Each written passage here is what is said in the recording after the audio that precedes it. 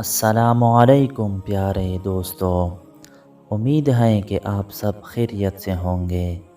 ہمارے پیارے نبی کریم صلی اللہ علیہ وسلم کی چند پیارے حدیث آپ کے سامنے پیش کروں گا۔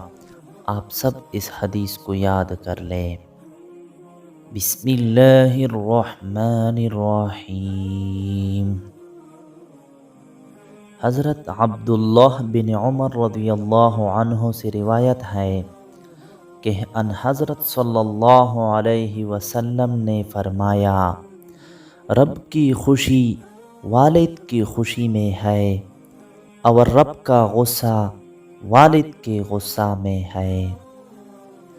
حضرت ابن عمر رضی اللہ عنہ بیان کرتے ہیں کہ رسول اللہ صلی اللہ علیہ وسلم نے فرمایا، بہترین نیکی یہ ہے کہ کوئی شخص اپنے والد کی وفات کے بعد اس کے دوستوں اور عزیزوں سے صلہ رحمی کرے۔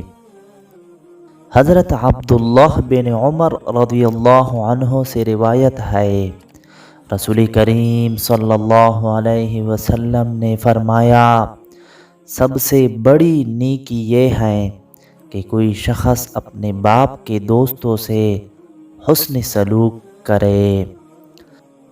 حضرت ابن عباس رضی اللہ عنہ سے روایت ہے کہ ایک شخص نے کہا، یا رسول اللہ صلی اللہ علیہ وسلم، میری ماں مر گئی ہے، اگر میں اس کی طرف سے صدقہ دوں تو کیا اس کو فائدہ دے گا؟